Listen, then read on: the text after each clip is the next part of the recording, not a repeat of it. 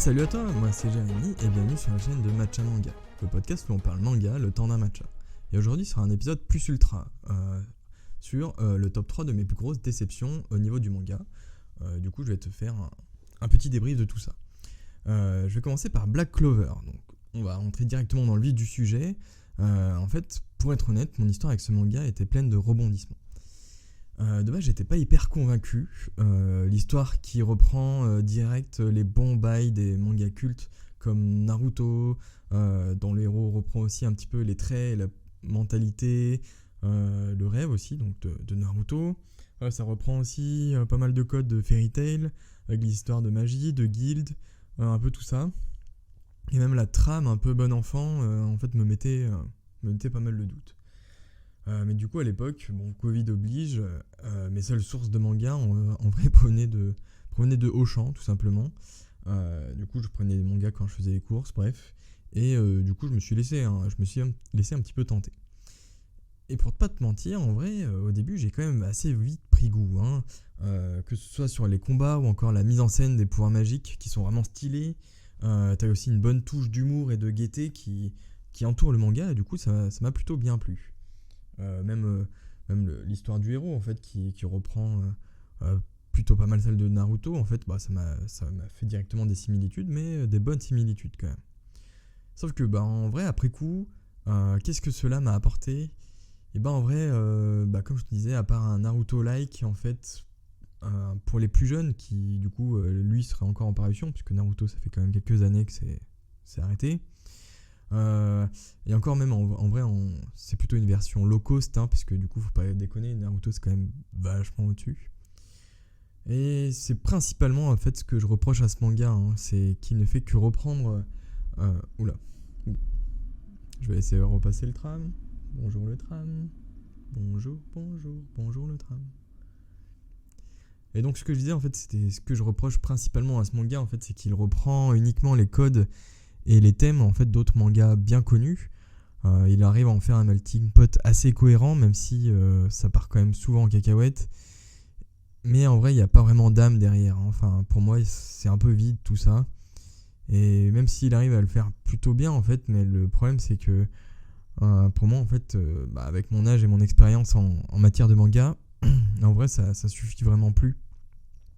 Parce que moi du coup voilà, en fait, en vrai, je serais un petit jeune sans je ne sais combien de shonen et aussi de shonen, de shonen basique et de shonen culte derrière moi.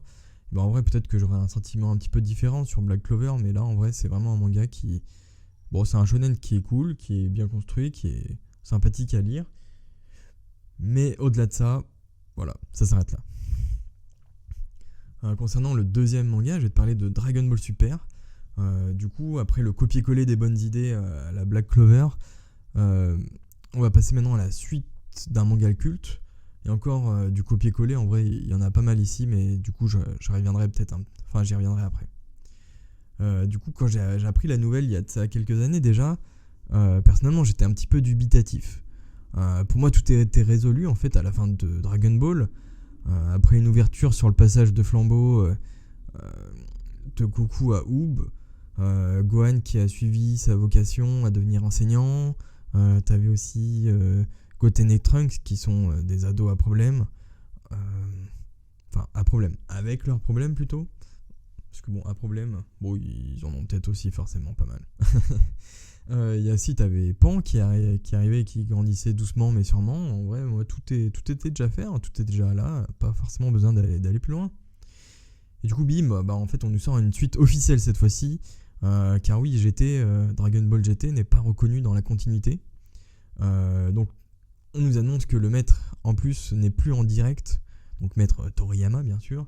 Il n'est plus directement concerné par le projet, mais seulement en supervision. Et du coup, c'est un autre mangaka qui est en charge du projet, donc il s'appelle Toyotaro. À la rigueur, on peut laisser, mais la curiosité, elle est là, mais voilà.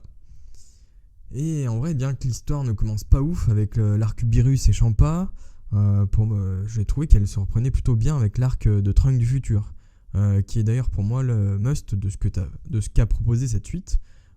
T'as du suspense, t'as un fond intéressant avec l'avilissement d'un Kaio, d'un Kaioshin, pardon, même, qui part un petit peu trop dans l'extrême.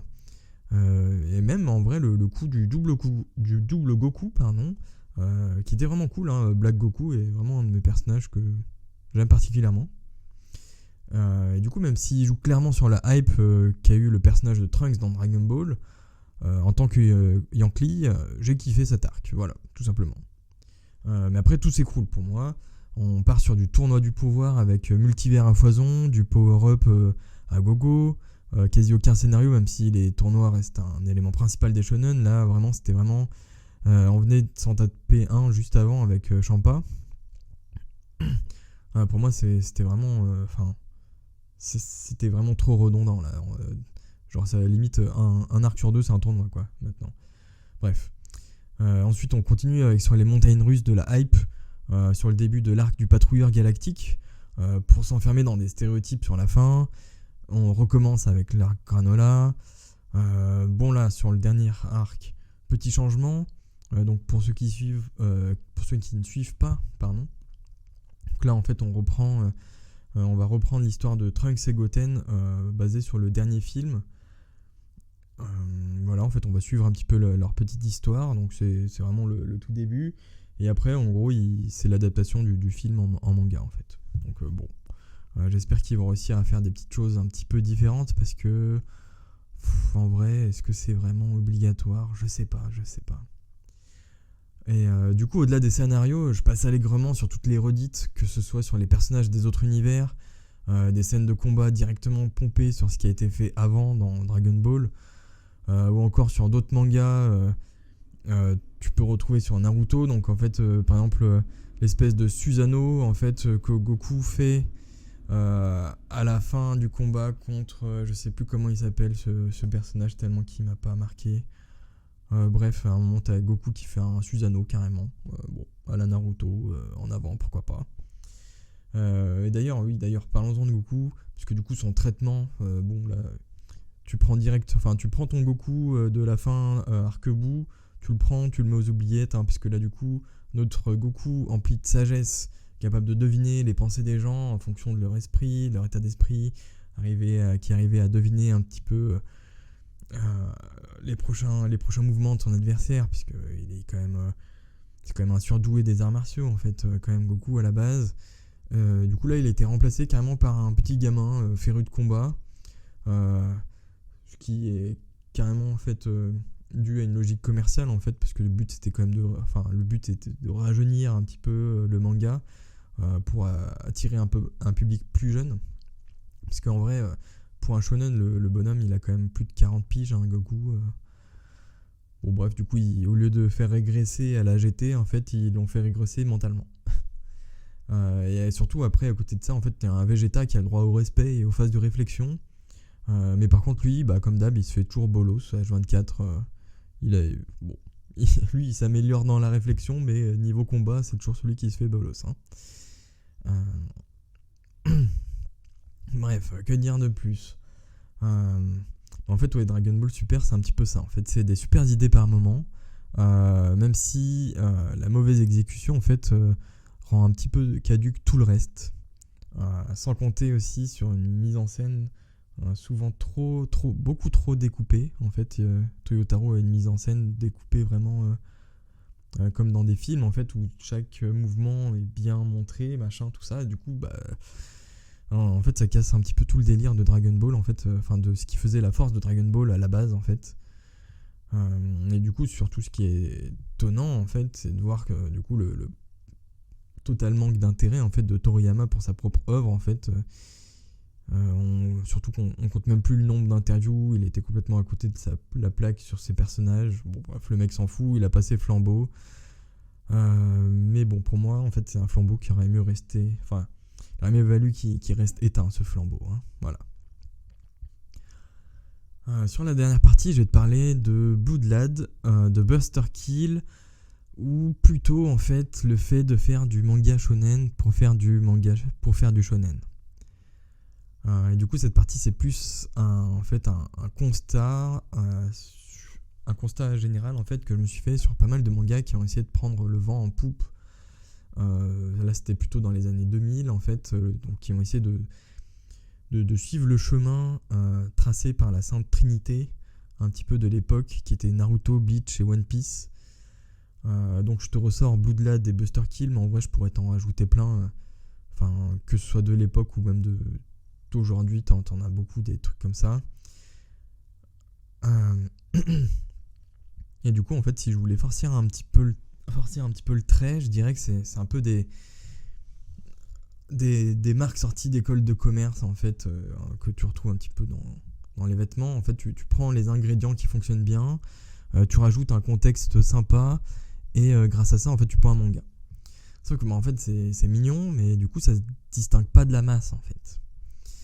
Et du coup c'est comme un petit peu ce que je pouvais dire avant en fait, c'est que tu lis un manga c'est bien, mais si c'est le premier que t'as lu, encore ça dépend lequel, hein, mais bon pourquoi pas, si c'est dans les 10 premiers pourquoi pas non plus, mais au bout d'un moment en fait ça se distingue pas, donc voilà, c'est ce qui est un petit peu chiant.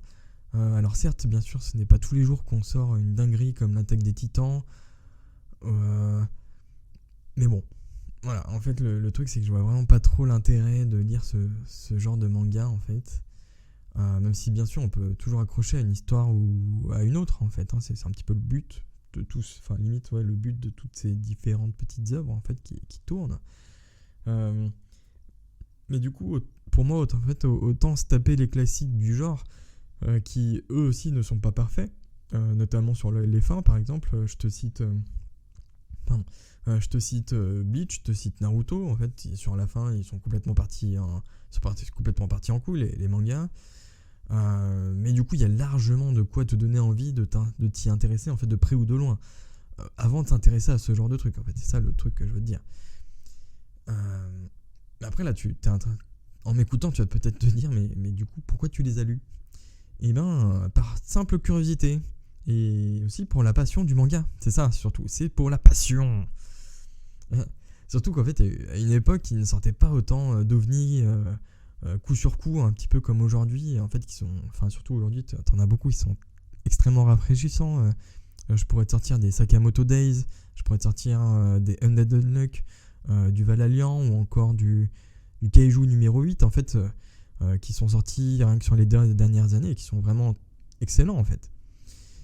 Et là, en fait, tu as du propos, tu as de l'originalité, tu as de la prise de risque, tu as de l'audace. Et en fait, c'est tout ce que je retrouve pas dans ces mangas un peu de shonen, en fait, un peu des milieux des années 2000.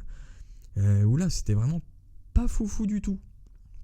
Et surtout qu'en plus, ils ne sortaient pas ça en 4-5 tomes, hein, c'était bien une bonne vingtaine de tomes en avant, quoi. Bref, et voilà, je vais arrêter de cracher un petit peu sur tout ça. Mais bon, du coup, une fois de plus, je te donne que mon ressenti. Donc ne va pas me sortir un petit contre-exemple bien sorti, de derrière les fagots, hein. Dans les années 2000, il y a eu des trucs sympas quand même. Mais bon, là, je te parlais vraiment dans le contexte un petit peu particulier. Je crois que c'est un petit peu près tout là, sur ce sujet. Écoute, moi je vais te laisser là. Je te dis à la prochaine et puis bye bye. Salut. Oh, et en fait j'oubliais, avant de te dire bye bye quand même, n'hésite pas à passer du coup à me laisser un petit commentaire si le podcast t'a plu. Donc que ce soit sur les commentaires directement du podcast ou alors sur ma chaîne, sur mon Insta, Matcha Manga, sur lequel j'aurais fait un petit article. Donc si ça t'a plu, viens laisser un petit commentaire. Et voilà, moi je suis content. Comme ça, j'ai un petit retour de ton point de vue. Merci à toi. Salut.